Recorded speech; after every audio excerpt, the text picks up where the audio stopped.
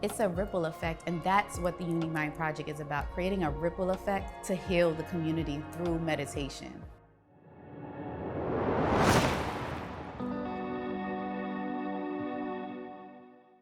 Hi, my name is Denise Williams, and I am an educator with over 15 years of experience both here in the United States and internationally. I am also the CEO and founder of the UniMind Project. The UniMind Project was created to provide programming to inner city students to provide them with mindfulness and meditation practices so that they will be able to become more self-aware and regulate their emotions. To find out more about the UniMind Project, visit theunimindproject.org. As an educator, I had a vision that went beyond traditional education. I believe that every child, regardless of their circumstances, deserve the opportunity to explore their inner world and find peace within themselves. So I decided to come up with the UniMind Project. The UniMind Project provides programming to empower inner city children to discover their true potential through meditation, mindfulness practices, and develop essential life skills. In Western countries, meditation is actually taught to them from a younger age, but here in the States, meditation is used as a treatment plan. So with the initiative of the UniMind Project, we want to teach students about meditation and have them build that life skill from a young age so that it can be fully developed to help them in their generations, for the generations to come, just so that they don't have to deal with the trauma that a lot of our students within the inner city have to deal with.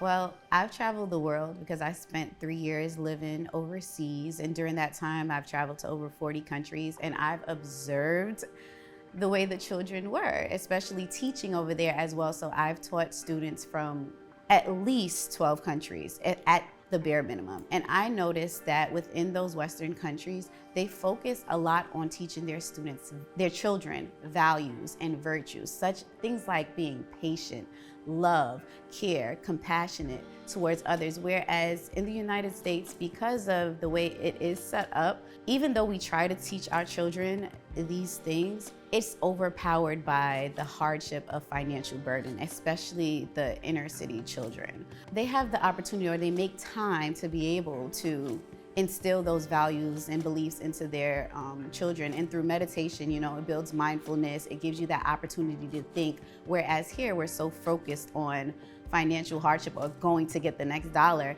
It's like you can't even think about your inner peace or putting yourself first, because you can't survive without having money here. So with meditation, the UniMind Project, what I want to instill in students is to stop, take a moment, regulate your emotions, because when you regulate your emotions, you can control the situations. Through my programming, students gain tools such through meditation, different types of meditations, whether it's a mindful meditation, whether it's a loving and kindness meditation, whether it's a breathing meditation. They learn the different types of meditations so that they can choose. They can use their choice and agency to feel what feels more comfortable for them to be able to use within a moment. Scientifically proven, and there's tons of studies out there, meditation has the power to stop addiction. Meditation has the power to help you look younger. Meditation has the power to help you not have as many mental illnesses. So through my program, students gain these skills and they learn about it before they end up. I'm not saying that this child is gonna end up being an addict or have to deal with those things, but it's just a precaution, or it's a tool for them to regulate their emotion, become more self-aware, for them to build compassion for one another. That also leads to the purpose of my name, the UniMind Project. The UniMind Project, the purpose behind the name, uni means more than one, and then mind, of course, because meditation really hones in on the mind. And unity, I think of that word unity. And in our community, we want to build a sense of community, because with community, so many things can grow from that. We know the crisis that we face with mental illness on the rise. But if we teach our children to self-regulate, where they aren't getting as upset at the little things, we're teaching them And hopefully that can trickle down to the next generation. And if we constantly teach that, we know that it builds new patterns and neuroplasticity. If you build those brain waves and those things with it embeds in their DNA. And that's just the power of meditation. It's not about the moment, it's about healing for our community for generations to come through meditation, through mindfulness, through self-awareness, just understanding yourself and unlocking their unlimited potential.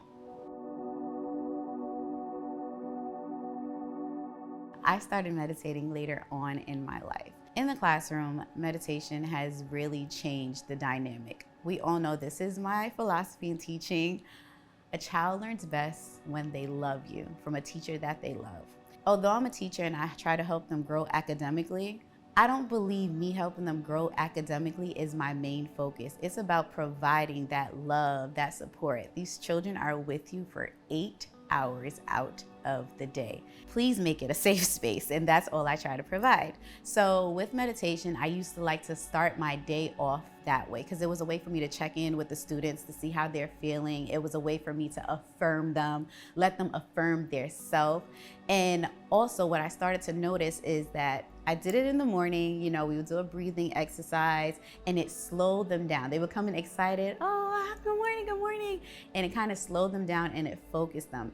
And it was also used as a tool where sometimes I would catch the students in the middle of the day and you would see them, they'll be on the playground. Eventually they'll do it on their own. That's how children are, and that's so exciting because they are literally mirrors of us. And if we teach them things, not even teach them, if we show them these skills, tools and skills, we see how impactful it is and they start to do it on their own, where sometimes they'll say they get excited in the classroom or they have an issue with a classmate. They'll say, I'm gonna go meditate, or I need to breathe. Needing to breathe is a form of meditation. Needing to step away is a form of meditation because that's you being self-aware of what it is that you need and you advocating for yourself so that you may be able to do for yourself what you need to do to emotionally regulate yourself. That opens doors for so many. It gives you space. Is that space between the trigger and the path that you're going to take. If you help them when they are triggered, and you give them that space where they breathe and they try to understand and just bring their self back down, they can decide a path that is best for them versus a path that's determined by the trigger and not knowing how to handle it. I'm gonna talk about the negative emotions first, because that's always the one that we always say we need to regulate, are those negative emotions. Sometimes we find ourselves, it's not even our own emotions that we're feeling. You could be having a great day, but if you bump into someone that is having a horrible day and they might say something to you that might tick you off, that can change your mood. But what emotional regulation does is that you noticing that's the way they feel and you regulating your own mood so you aren't impacted. So when you do have that skill, you continue on your good day and you also provide that person compassion where either you can make their day, you can change their day as well, but you can also not be reactive and that can change them. Either way, it's helping out both parties to push forward through that moment. And it's like it's contagious, like good moods are contagious and negative moods are contagious as well. That emotional regulation part, it really, like I said, is that it's that little piece between which path you're going to take, because we all know you can get upset and end up in jail at the end of the night, or you can sleep peacefully. So it's your choice. It's you making that choice to emotionally regulate your feelings versus that person who hasn't had the opportunity to practice meditation, know what it is, or even just understand the bigger scope of it. But I mean, you're teaching 20 children and those 20 children, they're impacting one person in their family. It's a ripple effect, and that's what the UniMind Project is about, creating a ripple effect to heal the community through meditation. The UniMind Project is a resource for educators because it provides them with that social, emotional learning aspect that not only is important to the class, to the learning environment, but to the world right now. We all know that social emotional learning is a big push within education.